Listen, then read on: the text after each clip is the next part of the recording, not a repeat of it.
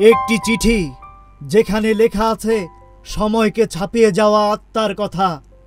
এবার মিলেছে তেমনি ৩৫টি চিঠি স্বয়ং রবীন্দ্রনাথ ঠাকুরের হাতে লেখা।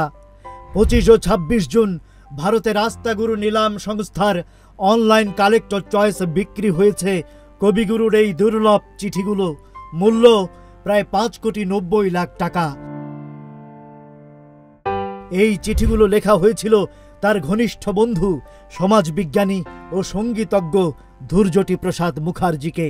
সময়টা ১৯২৭ থেকে ১৯৩৬। চিঠিগুলো লেখা হয়েছে শান্তিনিকেতন, দার্জিলিং আর কবির প্রিয় হাউসবোট পদ্মা থেকে।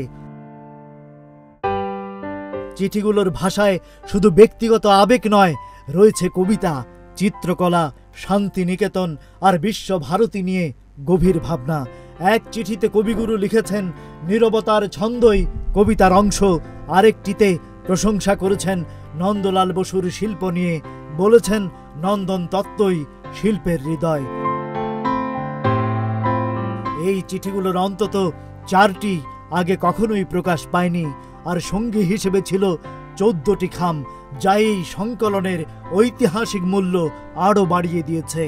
এই নিলামে ছিল আরও এক বিস্ময়, ১৮৮৩ সালে তৈরি রবীন্দ্রনাথের ভাস্কর্য দ্য হার্ট, কোয়ার্টজাইট পাথরে গড়া। উৎসর্গ করা হয়েছিল কাদম্বিনী দেবীকে। পাথরে খোদাই করা কবিগুরুর লাইন, পাষাণে হৃদয় কেটে খদিনু নিজের হাতে, আর কি মুছিবে লেখা অশ্রু বাড়িধারা পাতে। এই সব চিঠি ও শিল্পকর্ম এখন ভারতের জাতীয় শিল্প সম্পদ, বিদেশে রপ্তানি নিষিদ্ধ। চিঠিগুলো শুধু লেখা নয়, একটি যুগের ছাপ, একজন মানুষের ভেতরকার আকাশ আর ভারতীয় আধুনিকতার অমূল্য দলিল। রবীন্দ্রনাথ আছেন, তার হাতে লেখা পাতায় এখনো চুপি চুপি কথা বলেন আমাদের সঙ্গে। Rajib Raihan, news flash 71।